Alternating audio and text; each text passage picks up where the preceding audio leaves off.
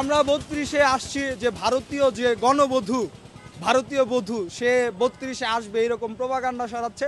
আমরা তাকে বাংলাদেশের যে সাধারণ ছাত্রজনতা সবার পক্ষ থেকে বরণ করার জন্য এবং এখানে পুলিশ আছে, সবাই আছে, গার্ড অফ অনার দেওয়ার জন্য আমরা আসছি। আমরা তার অপেক্ষায় অধীর আগ্রহে বসে আছি। আমরা চাই সে আসুক। যুক্তরাষ্ট্রের ১ নম্বর জিম চেইন গোল্ডস জিম এখন আবারও বাংলাদেশে বসুন্ধরা আবাসিক এলাকা ও বসুন্ধরা সিটি শপিং মলে। বাংলাদেশে মামলা মোকদ্দমা সব ফেস করুক এবং বাংলাদেশের জনসাধারণের সামনে তাকে ফাঁসি দেওয়া হোক, এই অপেক্ষায় বসে আছি। আমি খুনি হাসিনার কথা বলছি।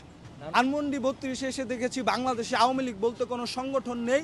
তারা সবাই সোশ্যাল মিডিয়াতে বিভিন্ন ধরনের প্রোপাগান্ডা ছড়াচ্ছে। এর বাইরে রাস্তাঘাটে এবং দল হিসেবে আওয়ামী লীগ ব্যান্ড এবং মানুষের মনে আওয়ামী লীগ নাই এবং তাদের নেতাকর্মীরা শুধু ফেসবুকেই অপপ্রচার চালাতে পারে, রাস্তাঘাটে তাদের কিছু করার সক্ষমতা নেই।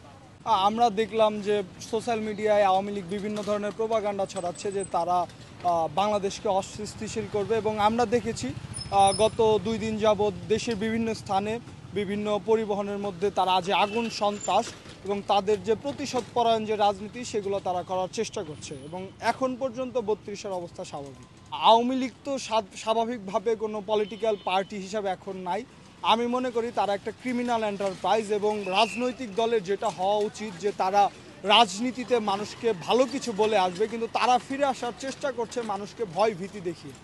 আওয়ামী লীগকে শুধু আমরা নয়, বাংলাদেশের সাধারণ জনগণ, ছাত্র জনতা সকলে প্রতিহত করবে, কারণ তারা বাংলাদেশের মানুষের বিরুদ্ধে অবস্থান নিচ্ছে এবং বাংলাদেশে যারা আন্দোলন সংগ্রাম বিভিন্ন 17 বছর আন্দোলন সংগ্রামের সাথে জড়িত ছিল তারা জানে যে এই সন্ত্রাসী সংগঠন যদি বাংলাদেশে কোনোভাবে ফিরে আসে তাহলে তারা যারা ফেসবুকের প্রোফাইল লাল করেছিল তাদের জীবন লাল করে ফেলবে। সুতরাং সেই জায়গা থেকে সবাই সক্রিয় আছে যে আওয়ামী লীগ যাতে কোনোভাবে বাংলাদেশের রাজনীতিতে ফিরে না আসতে পারে। 17 বছর আওয়ামী লীগ এমন পরিমাণ যে দমন পীড়ন করেছে, বাংলাদেশের জনগণ, সাধারণ জনগণ যারা রাজনীতির সাথে সম্পৃক্ত না তারা কোনোভাবেই বাংলাদেশে যে আওয়ামী লীগ নামে যে সংগঠন, সন্ত্রাসী সংগঠন, তাদের সাথে একত্রে বসবাস করতে ইচ্ছুক না। এই কারণে তারা দেশে থাকতে পারছে না এবং বাইরে চলে গেছে।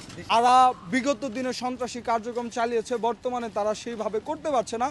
দেশে যে তাদের নিরীহ নেতাকর্মী আছে যাদেরকে তারা এতদিন কলা দেখিয়ে কলার রাজনীতি করেছে, সেই রাজনীতিকে আরো চাঙ্গা করার জন্য তারা বিভিন্ন ধরনের প্রোপাগান্ডা